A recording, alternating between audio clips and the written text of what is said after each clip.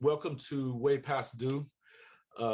This is our new podcast series special where we are going to essentially give you a reason why you should get behind this Otis Taylor for the Hall of Fame campaign. I was approached it's been about a month now, by a good friend of mine who was asking me just to build a website. I do have a background in journalism. I was a sports journalist for about 11 years. And I've since been a content creator. I've spent a couple of more stints as an editor. And now I have this marketing company, Advanced Lifestyle Digital Marketing. He asked about it. I wanted to find out what we were building it for. Obviously, if you're going to build a website, you need to know what it's going to be about. He starts telling me it's about Otis Taylor. I didn't know the name. Otis Taylor quit playing football a year before I was born. So it was lost on me who he was. But when he just told me just a little bit about it, I knew immediately that it wasn't a website so much that was needed, but a full-on campaign, digital campaign to get him into this thing. And the truth of it is now having studied it and looked at it for all this amount of time, I can't imagine why he isn't in the Hall of Fame. It's beyond me. And we're no way close to alone.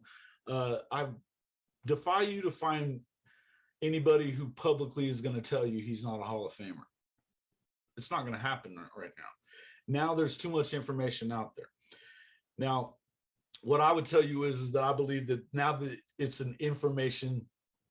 we're in an information world now. And the fact that the reason that he's been out for all this time, it's starting to look more and more like the ugliness that it probably is. And that's biases towards not just the AFL. This is merger time, but biases against certain players in the AFL that were of African-American descent. That's what it's about. So what we decided to do was to go full-fledged at this, decide to hold the Hall's feet to the fire. We've already had some pretty good success on that too, but something we want to talk about. I'm going to bring in our guest, Kerwin Terry. He's also a Prairie View A&M alum, just like my friend David, who brought me into this. They're all just fans of Mr. Taylor, who's also a Prairie View A&M alum.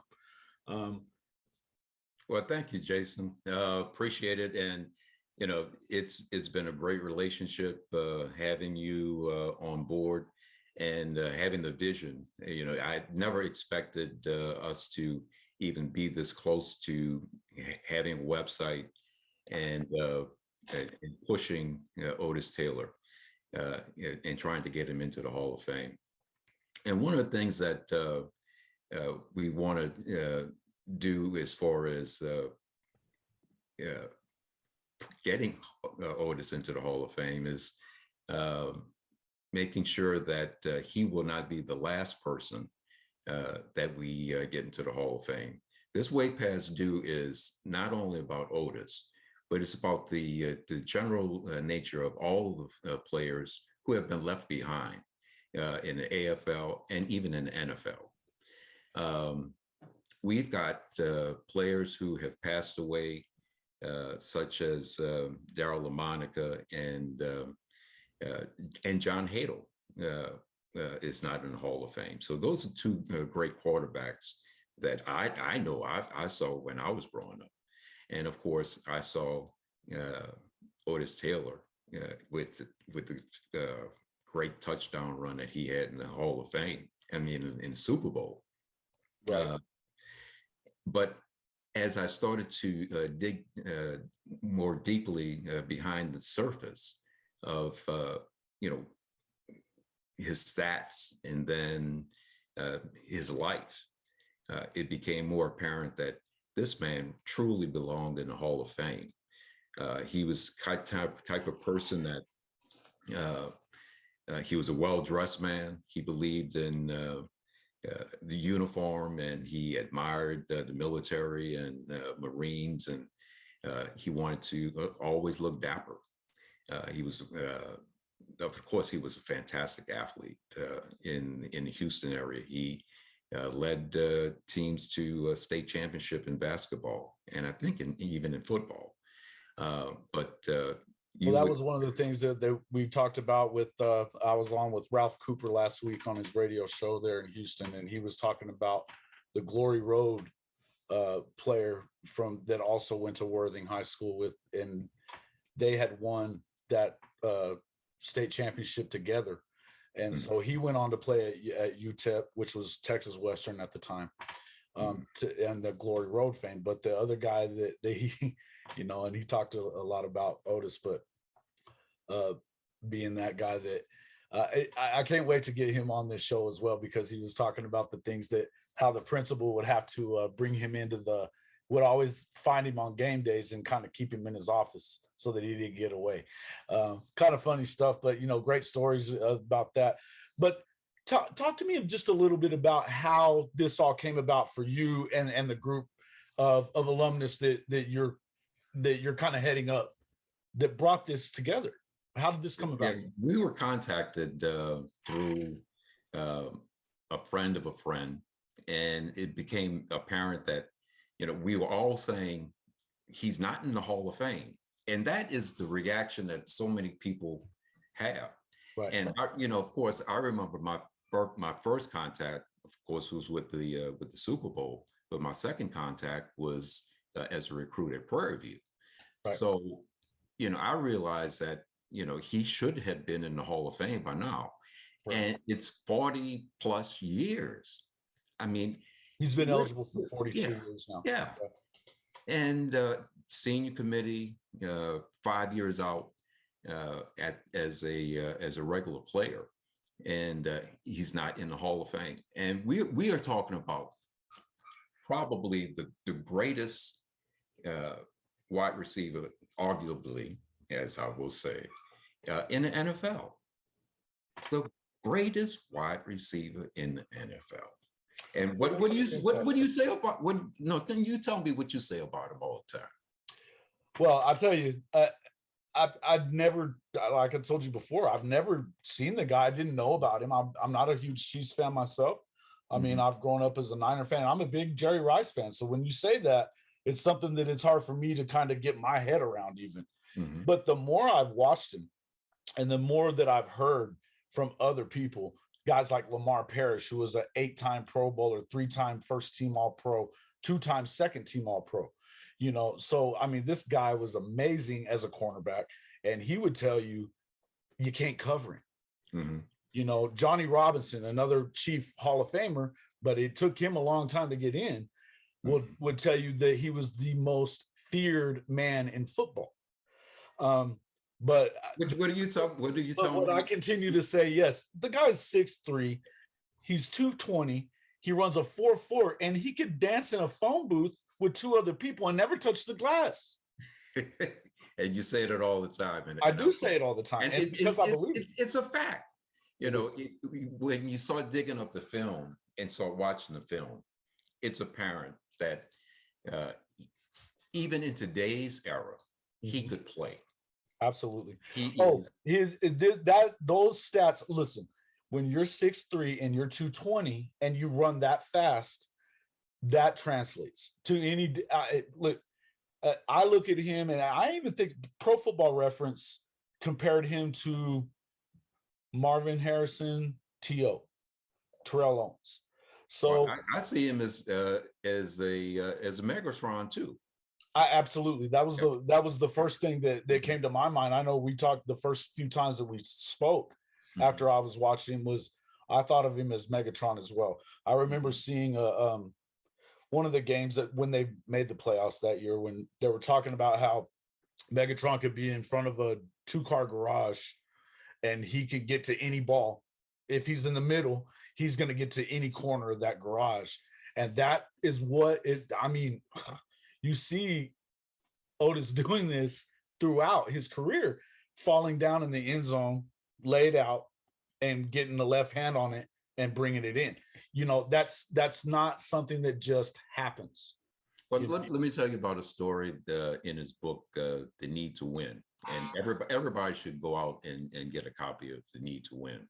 Mm-hmm. He was at practice with Hank Stram, and Otis was catching balls behind his back. And Hank Stram was telling Otis, stop catching the ball behind your back. Mm-hmm. He did it again. Right. And Hank Stram came down from the tower, and they had a big old blowout with Otis, and then I think he even told him that he was going to fine him in front of the other players, and it was like this big, but he was just, the man could catch the football behind his back in practice. I mean, who does that? Right. Right. And I read that passage. I read something else in Sports Illustrated from like 1970, I believe it was, where they were talking about, he was talking about that he would try to catch him in his elbow or, between his arm, because sometimes people would have a hold of his arm, or, his famous catch of, where he goes up with the one hand and the other hand is tagged behind him and the guy's on his back against the Redskins. And right. Pat Fisher, I think. Fisher, yes. And that's that famous picture that there's a fan in Kansas City who had a statue built of that. Really? And that was the other thing that really blew me away. My thought pattern was I didn't know how many people could even remember him. He hadn't played football in 47 years. Mm-hmm. And really, the 47th year, he didn't play then either. No. So it's really been 48. So, true. he was on the stat sheet for one game. He didn't have a catch. He didn't start, but he was listed in the game. And about that, he played. Here's a man who didn't go out of bounds. Right. He was having his knee drained to play and, go out there and play ball. He was a ball player. He practiced hard. But he played instinctively. Right. And playing instinctively, that's how you become the greatest of all time. Right. Because what you do. Well, it's when you've done so much at practice that it's now instinct. You don't think about it anymore. Right. And that's something that like Jerry Rice would talk, running those routes. They always talked about how crisp his routes were. And it's not that he was thinking about it anymore. He'd ran them so many times he wouldn't have to think. Exactly. And that's what the great guys do. And I agree with that. And it's, you think about, the greats in every sport. It's always the same thing. Mm-hmm. It's always your Tiger Woods, your Michael Jordans, they're not thinking about their form. They're not thinking about their form in game 6, Yeah. He's just not. So, and that's the way that it sounds like to me. He was definitely the great of his era. And I don't think that even guys like Lance Allworth would probably argue that. The stats say what they are. And that's the other thing that's kind of really gotten to me is that I've noticed that you have guys in and, that the early on, the arguments were, well, his stats just aren't really good enough. And then it was, well, but even if they are, he got a lot of those stats while he was just playing against AFL talent. And, the AFL just really wasn't that good. The more I've looked into that, the more I've seen that that's a bunch of crap because it's false. It's absolutely false. And I mean, you can talk about those first 2 Super Bowls if you want to. It wasn't the NFL that was superior. The Green Bay Packers were. Yeah. The Green Bay Packers were, but they had been superior in the NFL for about 10 years. Exactly. So that coming into that, of course, they were the best team. And look, nobody argues that. Nobody will tell you how close Kansas City was for a little while. Lynn didn't have a great game, but they were close for a while. And Otis had a 30-plus yard reception in that game, and they stayed close for a little while, and then it did get out of hand. But it fit into the narrative. And then the next year, the Raiders had the same thing happen to them. But now 2 years back to back, you didn't have the Packers there anymore. The Colts were supposed to, with Johnny Unitas, they were supposed to just destroy the Jets, right? Didn't happen. In fact, the Jets handily won that game. They didn't really ever get pushed to lose. Mm-hmm. The Chiefs, Otis's 46-yard touchdown, it's the iconic play in Chiefs history leading up to their Super Bowl win a few years back. And I still think it's the most iconic play still in the history of Chiefs football. 46-yard touch. It was a 5-yard hitch route, and he breaks off 3 guys and gets to the end zone. It's the cushion they needed, but they were never really in danger of losing that game either. Mm-hmm. So they go 2-2 in the first 4 Super Bowls, and then for the first 8 Super Bowls, original AFL teams won 4. The NFL teams won 4. 2 of them for the Packers. Okay. So listen, to me, and right then and there, that tells you that that's garbage, first off. But they still didn't, they've never let that go.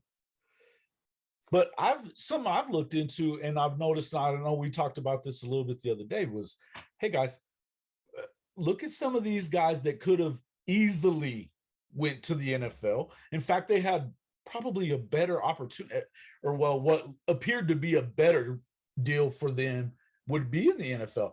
So guys like Bobby, Bob Hayes? No, from the Chiefs linebacker. Bobby Bell? Bobby Bell. Mm-hmm. I'll cut that in there. Guys like Bobby Bell. He went to the University of Minnesota. He's a 2-time All-American. The Vikings draft him, their second pick of the draft. It looks like, why would he go anywhere else? The Vikings are already very good, And look at that, he waited until the 9th round. Mm-hmm. He goes to the Chiefs. Look at Len Dawson. Len Dawson is rejected by the NFL. He goes to the Steelers in Cleveland, yes. Right. And becomes a Hall of Famer. Absolutely. Absolutely. And in Len Dawson, well, in Otis Taylor's book, I go back to that once again, the need to win. He does a forward to Otis's book, and he at least 3 times in the forward says that Otis Taylor needs to be in the Hall of Fame. Len Dawson says it. Oh, and he's never. His teammates say it throughout that book, and it's just it's a shame that that hasn't happened over all these years. So now, as far as some of the other players, there's a backlog of at least maybe at least 180 players that Vahi Gregorian has Kansas City Star has noted, and there are any number of activities that might happen as a result of us trying to push open or democratize the Hall of Fame selection process. The Hall of Fame says that you can anyone can nominate a football player to the Hall of Fame. Right. So that means that if you or I take it upon ourselves, we can write a letter to the Hall of Fame or write a postcard to the Hall of Fame. What we're doing. And that's exactly what we're trying to do. Yes. And make that happen.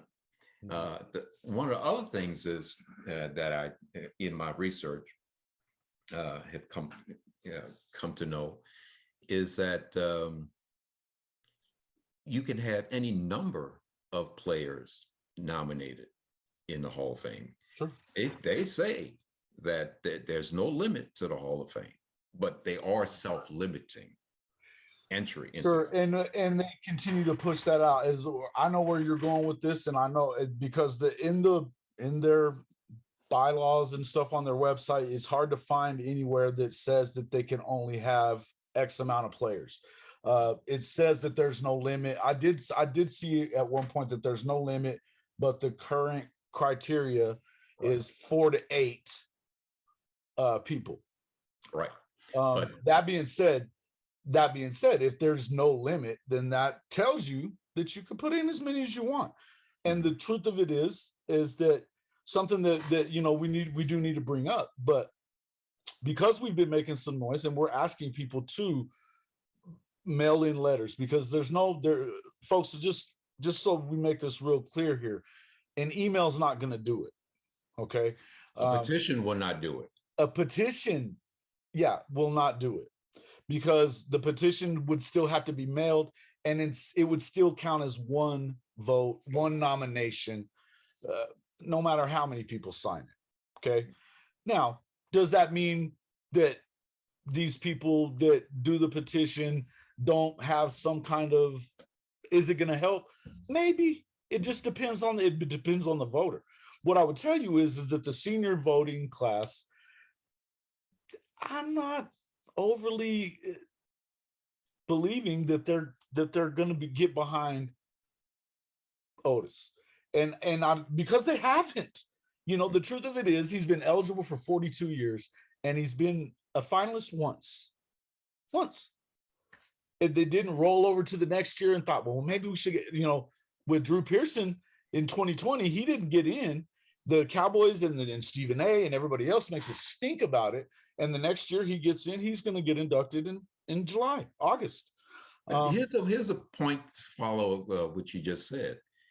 The year that he was nominated, the rules again say that the players who were finalists get rolled over into the next year. Really? We didn't see that. Yeah, really. Read the fine. Yeah, and again, you know what? I learned more stuff. And look, there's so much. Yeah. The thing about it is, and as much as I'm a researcher, there's so much information out there that it's so easy to get. I'm so glad that we're working together on this, because where I'm going to find stuff that you don't necessarily look at it that way. We've got Bryce Pinson, who's been helpful in looking at some of the comparisons that we're going to do, and some other things. But there's so much information and it just points to garbage. It just points to garbage, and there's some kind of, and it's not just to Otis, but to me right now, he is the most egregious snub there is, period. Because this is a guy who could not be covered. Lemar Parrish said it. You couldn't cover him. You couldn't do it. I knew. He said, I was never afraid of anyone except for Otis Taylor.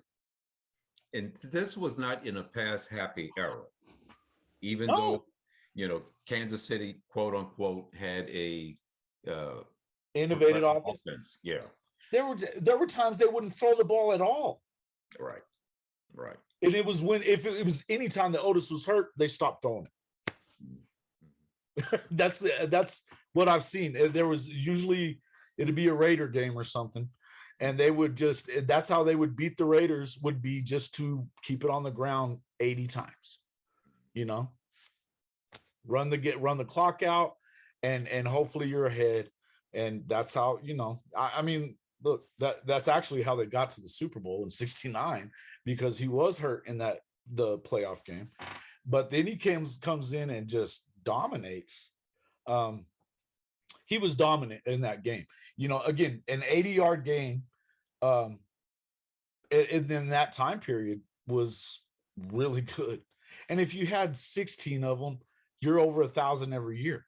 They were he played a 14-game season. This is another thing about these stats that nobody talks about this either, is that they were playing 14 games a year, one playoff game, and then they're in the Super Bowl. Yep. Or you're not, but in the early years of 14 games, Bryce did the comparison where you guys, before we go too much further on, let me just say, like and share. If you enjoy this content and you want to see more of it, make sure you hit that subscription button here right now, guys, and you're going to get to see more and more of this. Hit the bell. That way your notification comes. You're going to know that we're here. We want to keep putting this content out for you guys and exposing these ridiculous things that are happening to these guys. Nobody's saying that Lance Allworth isn't a Hall of Famer. No. Nobody's saying that. Nobody's even saying that, nobody's saying that about Biletnikoff either from the Raiders. Nobody's saying this. Nobody's saying that Lynn Swann shouldn't be in the Hall. I will never tell you that any of these guys, Pearson or Bob Hayes or any of them, shouldn't be in. But what I'm going to tell you, and I'm going to say this again, if they're in, so is Otis. Because again, okay, as we were talking about these narratives of if it was first, the stats aren't good enough. Well, first off, he played 14 games a year, not 16, 14. He averaged 56 yards per game for his career. Okay. If you add those 2 years to 10 years in the league, essentially, that's an extra 20 games.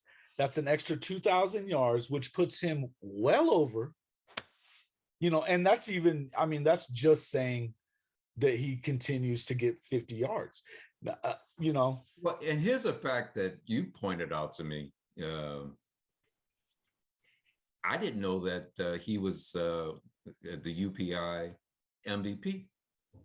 That was a shock. He's the only receiver to ever receive the award, the only one. So and he was second, tied with Roger Staubach for second in the AP vote as well. Right. Which there's been one other guy that's done that. You know who that is? Well, you told me, it's Jerry Rice, the GOAT. Okay. And again, there we go with my arguably the best who ever lived. Listen, Bryce says it very well in his comparison with him and Andre Reed, that Andre Reed played 16 seasons. He ended up with, I think, 14,000 something yards. I'd have to go back and look at it. But those 16 years that he played 16 games. Or there were 16 games possible. I don't know how many games he was hurt, whatever. The bottom line is he played more games. Right. So they averaged almost the exact same amount of yardage. I think Otis is like 0.3 behind him for his career. Playing in an offense that I think this was one of the most amazing stats that I got out of that was if you take Lynn Dawson, who's a Hall of Famer, and then you take Jim Kelly and their K-gun offense, that he just threw the ball as much as he wanted to. He called the offense. So he played 5 or 6 years less than Lynn Dawson and had 7,000 more yards than him. Right. And why? Because they didn't throw the football. This was before anybody was throwing the football. And they weren't. Let's talk about not throwing the football. They were checking them at the line of scrimmage. That's another point. You can't touch them. Now it's within, after you got to give them 5 yards before you can hit them, or you got to only hit them for that first 5 yards, and then you got to let go of them. You can only bump them just that few times, but you can't just hold on to them at the line. Otis was getting beat to death all the way down the field because that was the only way anybody was going to stop him, and not by one person. Lemar Parrish would say it, and so would Johnny Robinson, that he was getting hit by 2-3 guys all the time. Look at these videos where he's it's always the Raider guys are always, there's 4 of them on his back at all times.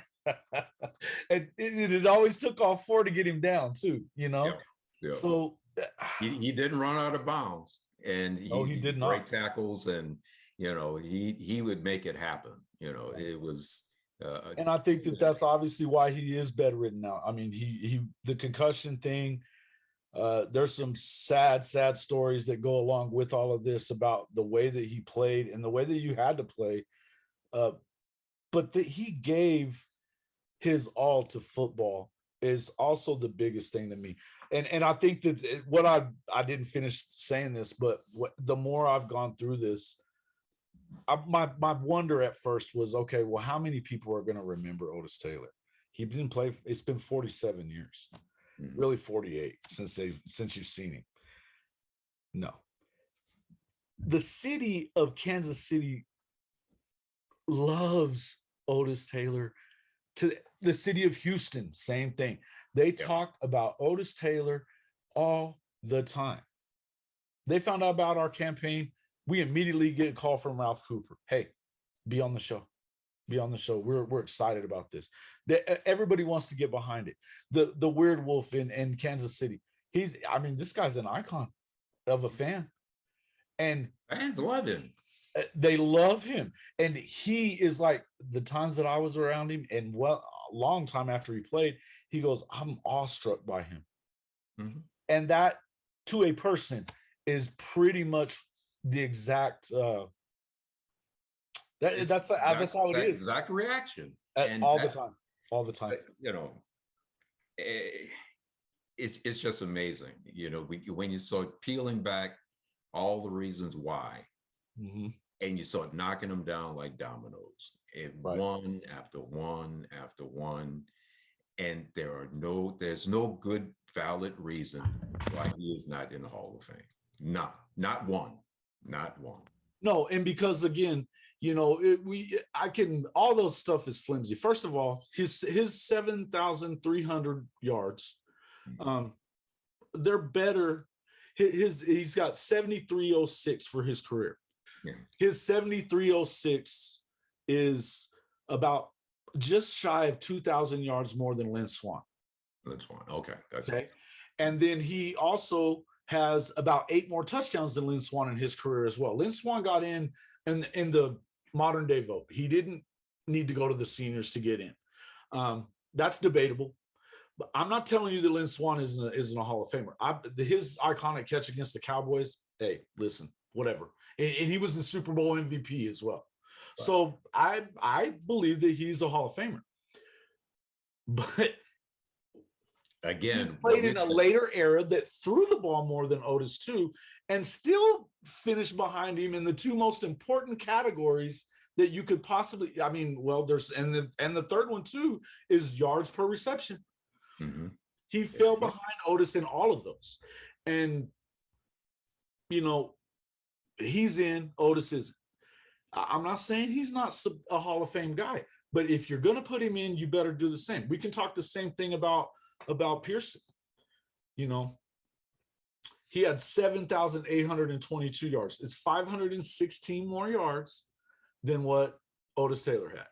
Mm-hmm. Otis had 12 more touchdowns. He had 60 to Pearson's 48. And then he averaged 1.8 yards per reception more as well. Now, Pearson had 3 first-team All-Pros. Otis somehow only had 2. But again, then you've got the UPI MVP award that we talked about. Right. And the fact that all of those numbers, that 516-yard difference, which is the one major category that you would say he's got him on, it's by this much anyway. But he played 26 more games than Otis in his career. Biletnikoff is the same way. He's got about 1,600 more yards than Otis. He played 60 more games. Okay. Jason, I'm glad we have you on our side, encyclopedia. Hey, listen, I love it. And I wouldn't even, we're looking for reasons, and they're easy to find. They're just so easy to find. They're glaring. You can't even call it overlooking, man. It's intentional and it's bullshit. And sorry, it's bullshit. I'm going to say it out loud, and I don't care. We don't even have to cut it, because I don't agree that there's any way that you could keep him out. And that flimsy, the AFL, those are inflated numbers. Well, they weren't inflated for Lance Allworth, who played longer in the AFL. They weren't inflated for Don Maynard, who played the entirety of the AFL. He was in it from 59 on. He played 3 years in the NFL. Yeah, he's got great numbers. How come they're not inflated, but Otis's are? And on top of that, even that, and I don't even believe that any of them are inflated. I think that all those guys are Hall of Famers, including, they are. And I'm going to tell you again, we talked about it. You got guys like Bobby Bell. He could have went to Minnesota, the NFL. He didn't. He went to Kansas City. The next year, Mike Garrett, 2nd round pick of the Rams. He was the Heisman Trophy winner at USC.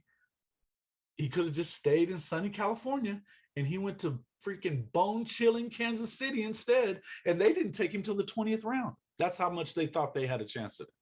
Something they were doing right in the AFL. And we're going to get into that more as these podcasts go on, but they were doing a lot of things right. So don't tell me that it was only that, that it was inferior talent, because again, 4 out of the first 8 went to the AFL. Mm-hmm. Here's a stat that I uncovered, is that wide receivers are underrepresented on a 22-man position roster by under 13%. Now, that's a wide receiver position by itself. So that means that you've got this dearth of wide receivers that could potentially be in the Hall of Fame that are really not. And that needs to be corrected just on the face of it. So that 30% represents a lot of guys who did a lot of great things. Harold Jackson being one, Harold Carmichael, another wide receiver. So yeah, those guys could definitely stand a look, and they have great stats too. And going forward, we hope to shake some trees and get them in the Hall of Fame also. Absolutely. And something I would say, that's definitely what we are going to do. Here we go. These are just a few plays, but I mean, you don't see a lot of guys that do that. Mm. Over the shoulder, no gloves there, no stick 'em. This is one of my favorite plays here, that the way that I want to go back to that one again. This play here, I want to show, look at this guy. When he hits, boom, he's gone. Mm-hmm. Then he slows down and boom, he's gone again. There's not a lot of people that can accelerate like that. There never was, Tyreek Hill. Hey, listen. A little guy. He big guy doing little guy things. Exactly. And that's the whole point of this, is that, it's really it just he could block. He ran through people, did not go out of bounds. Total team player. You can't ask for a better football player. He was a football player. The guy was a football player, man. There's no doubt about that. Speaking of football, when he originally went to Prairie View, he went to Prairie View as a quarterback. Correct. But I didn't know that until and then the quarterback went with him to the Chiefs to be a defensive back. Yeah, Jim Kearney. Mm-hmm. But when he saw Jim Kearney throw the ball 80 yards, he said, "This is one of my favorite stories, by the way. I love that story." Yeah, I think I better go catch the ball for you. Yeah, really. I mean, listen, and that's the beauty of the whole thing, is that it just, man. And they won 2 national championships after that. Right. So, mm-hmm. Yeah, it's really something, the way that. 2 national championships. So I wasn't aware of all that either until just recently. And apparently some of the records, according to some, he had these receiving records for 50 years or something, and before anybody was able to touch them, and of course, I mean, now all that's kind of debatable as well. So, something that we need to kind of, keep that on our mind, is that, he was doing some things that nobody else was doing. And that's that I think, again, we really want to say that the same is true for a lot of these other guys. I mean, we're going to get into some, we just talk comparisons, we could do this all day. Bryce was even able to, I didn't think that you could try to make that leap with Andre Reed. And now I don't think that there's a single player that you couldn't make the leap with, because of just the way, the amount of yards that he got, and the less games, and the rules about touching them, And I mean, you know, even and especially that's something. Johnny Robinson was the best safety in football, but I mean, it took him way too long to get into the Hall as well.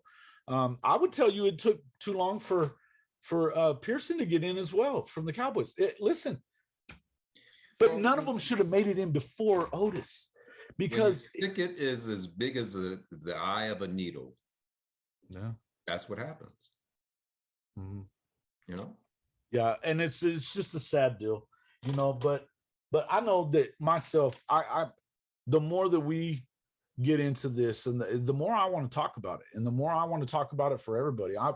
You know, I've brought up Lemar Parrish a couple of times, and how does this guy not end up in there as well? I mean, you've talked about a few other guys as well, but I just want to say real quick, and Lemar Parrish is the guy that, I mean, he would tell you, his quote that I love the most probably is, other than the, you know, I knew he could burn me anytime. And this guy didn't think anybody could burn him. Nobody, including Pearson. He said Pearson was a big baby, you know, that he would whine and complain about getting touched. That Otis never said nothing. He would just burn your ass. So what are you going to do? But this is a guy we're talking about. He's an 8-time Pro Bowler, 3-time All-Pro, first team, 2-time second team All-Pro. You know, and I think it should be said that well, I'm not positive on that. I'm not going to bring that stat in. But when you're that, you eight Pro Bowls, how I think you could probably count the number of people in the NFL history that have been to that many Pro Bowls. Yeah. You could probably count them on your two hands, and maybe not even that many. Okay. How you're not in the Hall of Fame at that point it's asinine to me. And what, you know, he played a little later even than Otis. And one of the arguments I've heard there is he was never the best at his position. And that's a garbage. And how do you get recognized? What does that even? If you're a 3-time first team All Pro, that means those years you were the best at your position. Does it not? Absolutely. Yeah. But even that's never been a prerequisite for being in the Hall of Fame. No. What is that? I mean, again, I feel like a lot of it has to do with the fact that these guys ended up playing at HBCUs and they weren't at SC or, you know, or Alabama or, you know, any of these places. And so they didn't get the publicity. But even guys like Johnny Robinson that played at LSU and went to the AFL and is generally considered the best safety of his time, it took him until, 3 years ago before he finally got in. Halfway to forever. You know? And the saddest part about it to me is the fact that Otis has been laid up in bed, bedridden and unable to speak for over a decade. In his book, he talk about that what it meant to him to be recognized as a Hall of Famer and what that, and to me, that's one of the saddest things about this whole deal. But, and he's not alone there either, because there are so many of these guys, just like you said, Darryl LaMonica just passed away and, you know, nothing. There's a guy that they brought up. If you look up Darryl LaMonica on Wikipedia, his resume is on Wikipedia is a page long. Sports. I mean, it's pretty incredible when you look at that. And, you know, Otis Taylor in the book, The Need to Win, he makes the argument himself of why and he makes the comparison between himself and Fred Biletnikoff and himself, and I think it was Lance Allworth. And, you know, he said that their numbers were good and they do deserve to be in the Hall of Fame. He never said anything other than that. No, he did not. Right. But he does say that if, like we're saying right now, if they're in the Hall of Fame, then why am I not in the Hall of Fame? Right. You know? And it's a fair question, and it needs to be asked by I think this is a good time to talk about again what our intentions are here. Mhm. And they're nothing more than to stop this and to build. My thought pattern of it is, when we first spoke, was that this is going to be kind of a two-pronged attack, that we need to educate first, and then we need to build support and momentum from a large group. And that's for change, and that's really to make things better.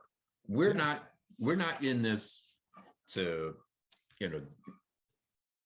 make to throw bricks or any of that, but Sure. we want to see. We love football. We love football. We're football fans. We're former players, and we're not NFL level players, but surely not me. I was a sports writer. I was better not playing. I grew up on a playground. Sure. And so we know about the injuries. We know about the blood, sweat, and tears. We play it for free. Yeah. So we know. And we know that Otis Taylor would be in the Hall of Fame in a split second. But for whatever reason, he's not. Right. You don't hear anybody publicly saying, nah, he wasn't that good. No.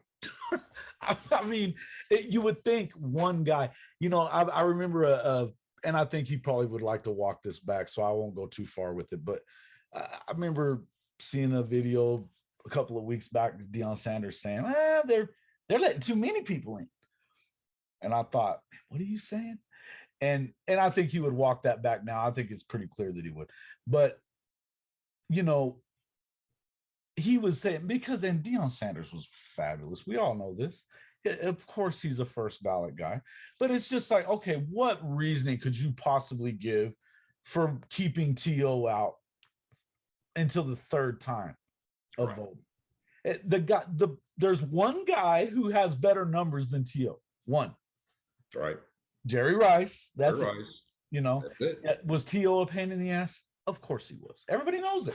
But does that diminish your greatness?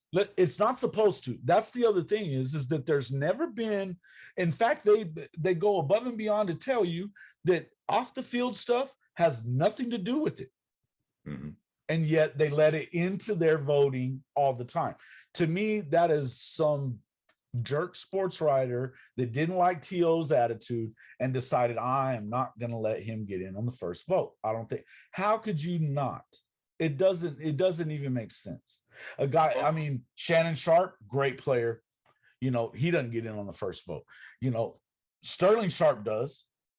His yardage isn't any better than Otis's. He got hurt. I understand that. But how come that, Otis got hurt too. Otis played hurt. Otis played hurt. Yeah. Again, it's a different game now. And the fact that we're continuing to go here, to me, the Hall of Fame is a museum, and it's supposed to tell the story of professional football. The whole story. Not the NFL. The whole story. The entire story. The eras. Who was the best player? You cannot tell the story of the merger era and leave Otis Taylor out of it. No. You can't. He booked and ended the AFL with that touchdown run. Absolutely. He closed the book. The next year that was a merger year. But that put the book in to the AFL. They closed the book right then and there. And then that made it too. The new NFL was launched. And then he went on a 3-year run. From that point, he went second team, first team, UPI MVP, second in the AP voting, which is the official MVP voting, but he's still the only wide receiver that ever received it's United Press International. Right. That is, of course, Hearst Corporation used to be that. I don't know that they still own it now. They don't even vote for it anymore. They stopped in like 83, 84. So but he is the only one in 60 years of them voting MVPs in that was ever a receiver that got MVP from them. Right. The only other player to ever do it, the Pro Football Writers named Jerry Rice MVP, that he got second to Elway 1987. Mm-hmm. They're the only two guys that have ever got first and second as receivers by anybody. Mm-hmm. If you're in the conversation, any conversation with Jerry Rice is a good conversation to be in. Yeah. Right. Again, these narratives are garbage. It's time to stop. You can't tell me that he's not worthy of the Hall when these other guys are. And all of these, the more are flimsy that these things get, the more crazy it gets.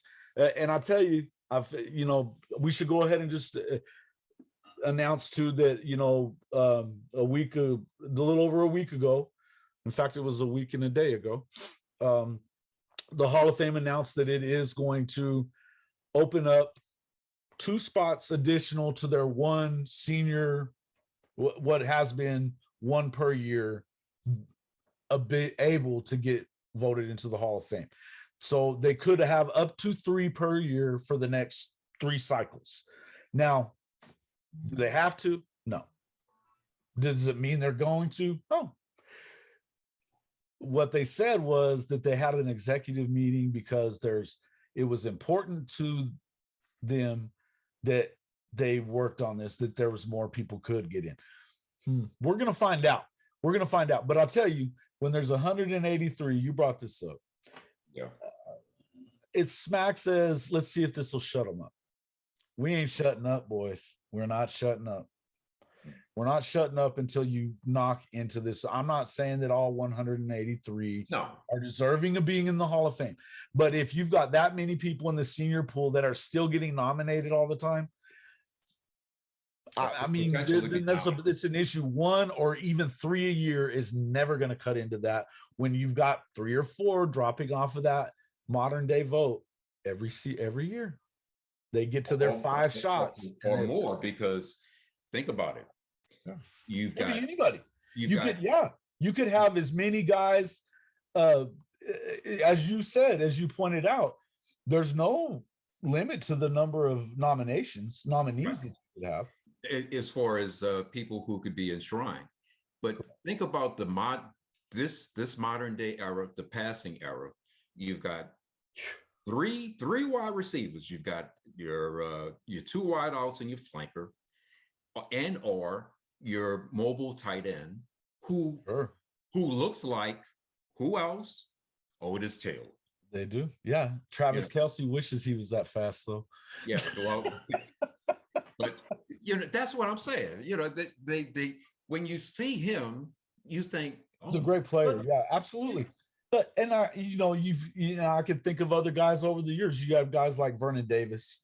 That guy run a 4.443 from the tight end position. He was a monster. Yeah. Big guy. He could have played receiver on any team. What was the guy that played for the Saints? Jimmy Graham, receiver type of guy, lanky, tall, fast. The guy that's playing for the Raiders right now. Oh man, that guy's fast. And then you got guys like and even like guy at Tennessee run right by you. Yeah. They had you had, I mean, when Jim Harbaugh first got to the Niners, me being a Niner fan, I can remember this, but they had 2 guys that were playing tight end that would blow right by your butt. And so I just say the game was changed, but I talked to my ex-father-in-law, as a matter of fact, yesterday, and this is kind of funny. I just asked him, I said, hey, do you remember a guy named Otis Taylor that played for the Chiefs back in the day? He goes, do I remember him? Hell yeah, I remember him. Yeah. He goes, he was the first big, nasty, fast, just couldn't touch the guy. And he goes, how's he doing? And I was like, still not in the Hall of Fame. He goes, you're kidding. He couldn't believe it. He had no idea. And this is why it's important. Why are we bringing this up?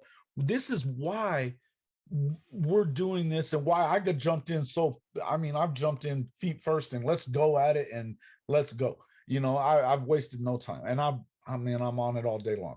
But we know that we have got to build this momentum now, because if there's any amount of time, it's just ridiculous.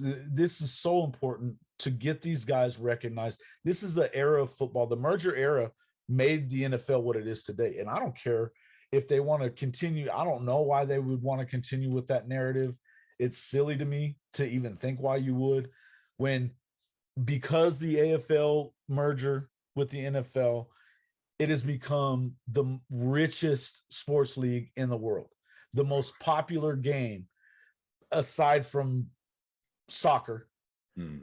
It's definitely the most popular game in America, and it makes more money than soccer makes more worldwide. But again, the richest league in the world by far.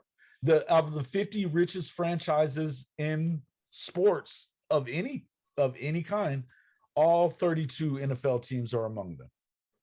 That's correct.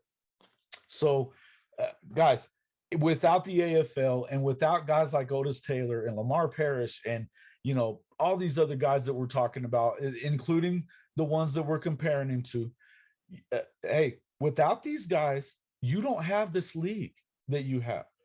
I read something from 12 years ago last night, and they were talking about how the AFL's who ushered in the golden age of television and football. Mm-hmm. Jason, can you post how people can get in contact with the Hall? Absolutely. And how it's done? Yeah. So one of those things that we're, is so important to us is to make sure that you realize that you have to.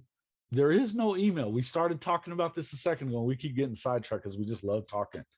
But you don't email the voters. You don't email the Hall of Fame. This is old school, old fashioned snail mail. You got to put it in the mail. They need to get a bag of it. And I'll tell you something. There's not a bigger thing. Everybody looks in their emails and just marks all of them as read. You could have 1,000 of them in there. So it's honestly as good a thing as you could possibly have for something like this. So this is why these listen, guys, first off, as Kerwin pointed out a little while ago, signing a petition isn't what is required. In fact, it doesn't matter. It's one. If you put 1 million on them, 1 million signatures, it would still be one vote. Okay, one nomination. What has to happen is each person has to send in their own letter. It needs to have their name on it. It needs to have where they live. It needs to have all their contact information. It's required. Okay. What our thought pattern is we have had the Weird Wolf came up with this. It's absolutely awesome. And we believe that it's a great thing to be able to do as well. Let's see, where is it at?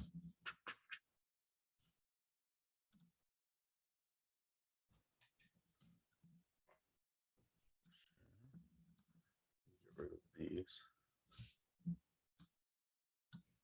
Okay, so what you have here is we came up with a standard letter outlining a lot of what Otis has done. And so what we wanted to do was to be able to say, hey, Otis belongs in the Hall. And we all know that he does. But could you imagine if when they get there in June to start debating this on who's going to be the finalists? Because this has got to be in every piece of mail, every nomination must be there by June 1st. Okay. What if they got there and there was bags and bags and bags of these letters, of these postcards? We got that opportunity for you on our website. Otis Taylor, OTIS Taylor, TAYLOR, the number 4, HOF.com. You have the opportunity to personalize one of these to you. We've got them printed already. All we got to do is put your name on it. We will personalize it. You will, after that, we will mail them for you even. Okay. That's why we're doing that. We have, it's definitely something that has to, and because you know why? We just want to streamline this thing and make sure that there's bags and bags of them. You know, it's something that Kerwin had a great idea about it. We talked about it, you know, and I threw in my part of it. You know, we kind of came up with the idea together. But imagine you go in and you just see 5, 6, 7 big, fat, white mailbags, and they're full of letters, all for Otis. Now, what kind of impact would that have as compared to the Hall of Fame voter gets an email? Or petition. Or a petition. Yeah. Yeah, they're going to read what's on the petition. Oh, wow. Yeah, they got 100. And here's what we're also doing. We're playing by the rules. Yeah. Because the rules say that each nomination from a fan must be submitted to all of the voters. And again, all of those bags of mail need to be addressed and it goes to the voters. And again, yeah, imagine, folks, you want to know, I mean, I keep getting sidetracked on this, but I'll tell you, the biggest thing that I knew how big this could be and how real this was being on Twitter one day. I just went to look. There's a video up on our YouTube channel. Again, guys, like and subscribe if you're enjoying this and you want to see more of this content.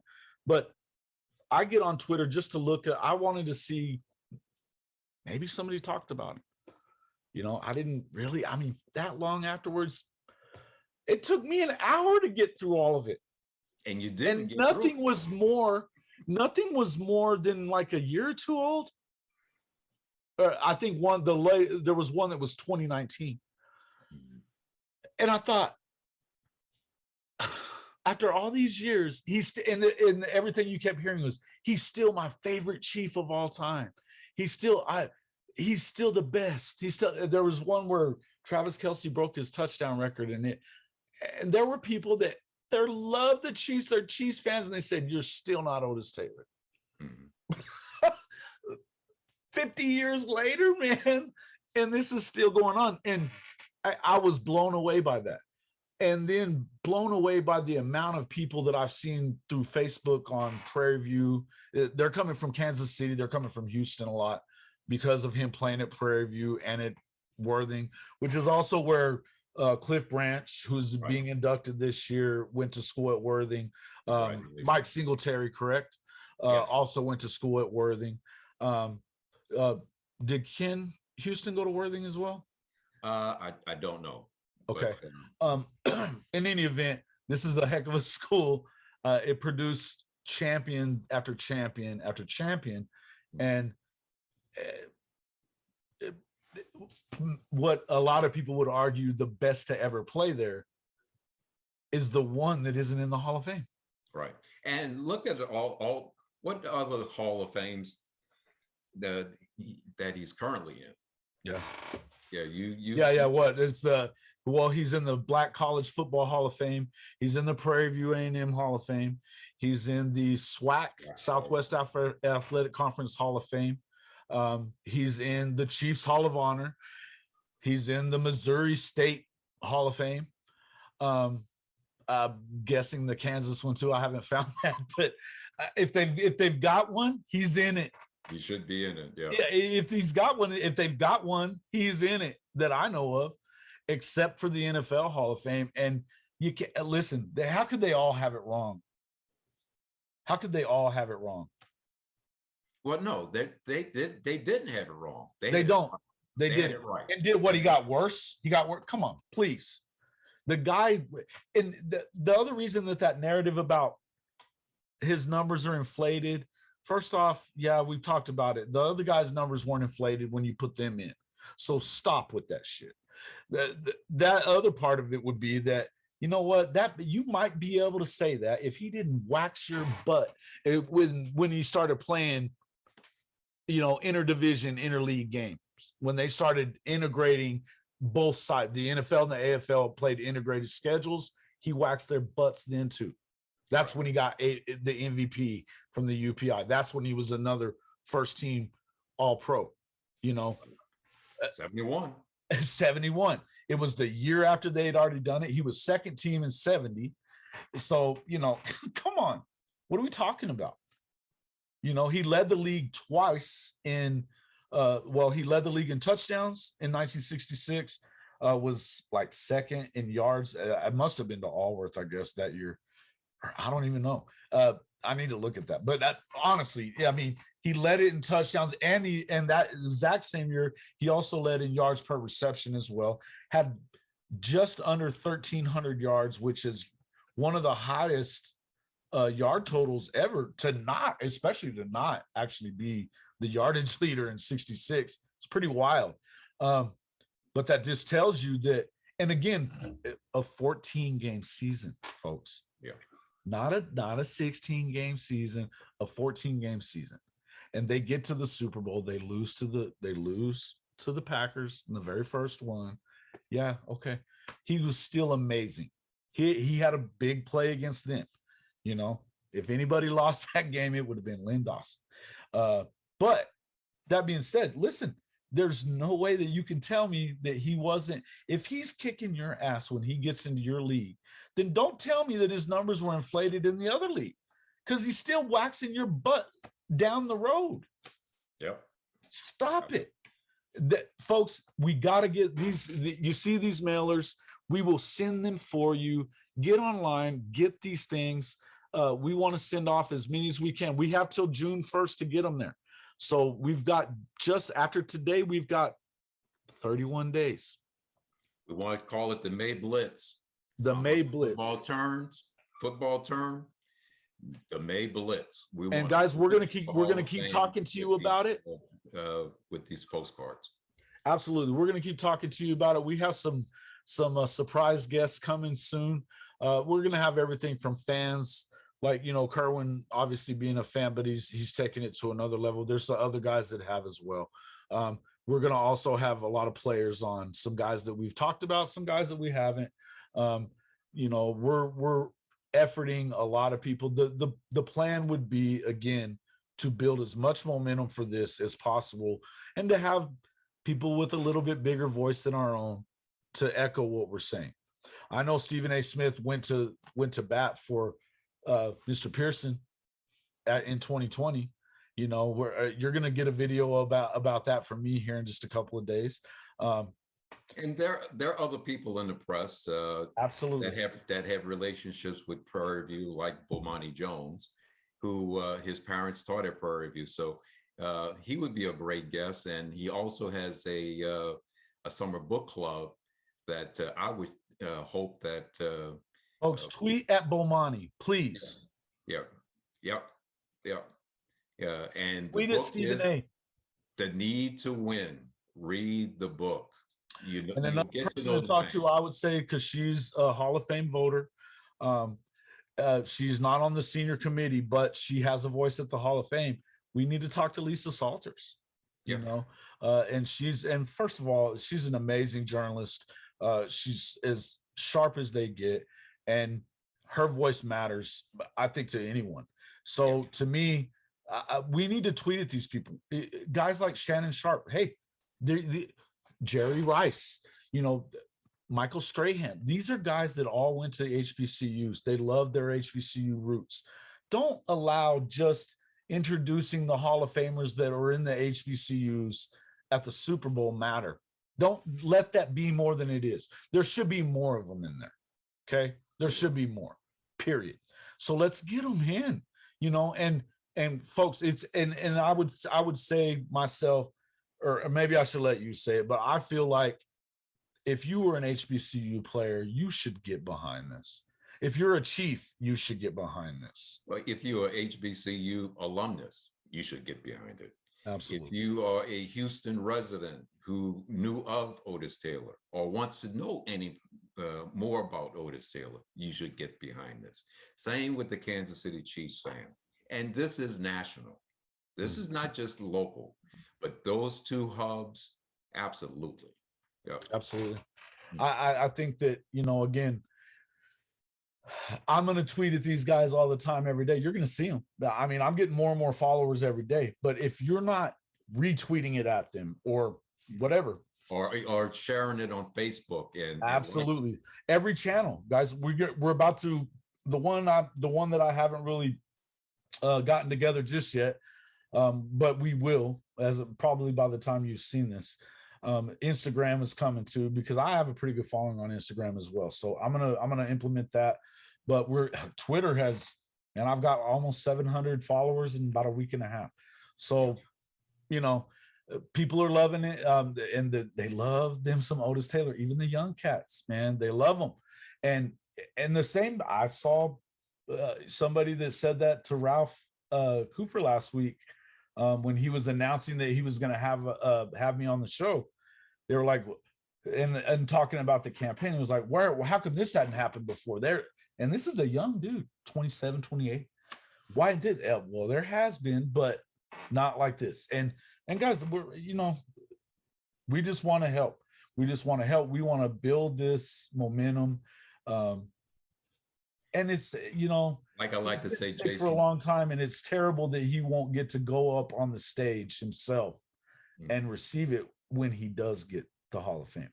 But something, how amazing would it be for his son to be able to go up there and give a speech for his dad, who he grew up. You've read the entire book. I've gotten through most of it, but tell me about what his son talks about in the book. But he loves his dad, and it's a great story about a father who has to travel all the time, right. But he takes the time to be with his son whenever he could. Yeah. Otis Taylor wound up being a scout for the Kansas City Chiefs, and here's another piece of that. Being away, there was a lot of racial animus that was going on, even for a guy that should be a Hall of Famer. Yeah. But one of the coaches that he admired was Barry Switzer. He said Barry Switzer always boomer. Yeah, boomer. He always welcomed him with open arms, and he knew who Otis Taylor was, and he appreciated him and loved him. I'll tell you something about Coach Switzer. He loves. I think about when he was the coach of the Cowboys. He just loves football. He loves football players. He loves everything about football. He gets fired up about stuff that most of us don't. But that's why he is who. Of course, you would love Otis Taylor. Mm-hmm. Why would you not? That's a quintessential football player to a guy like that. Mm-hmm. It didn't surprise me when I heard that story. It not at all, because I just remember him talking about some of the guys that played at Oklahoma. I'm a big Oklahoma fan, by the way. Mm-hmm. I remember that, and it's just, to me, my dad used to talk about that all the time, about how Coach Switzer, some of the guys that have been through there. And I mean, we could go through a list of them, but he was excited about guys like that. And to have a guy that was literally the most explosive player in the AFL during that time. Yeah.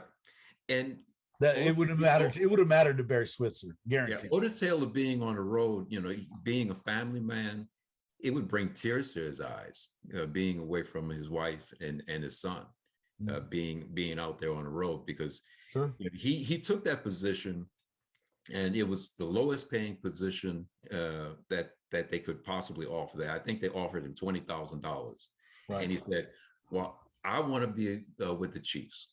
This is where I made my mark. I'll take this job." He never left Kansas City, He never left. But the other thing that he truly wanted, he wanted to be a coach in the NFL.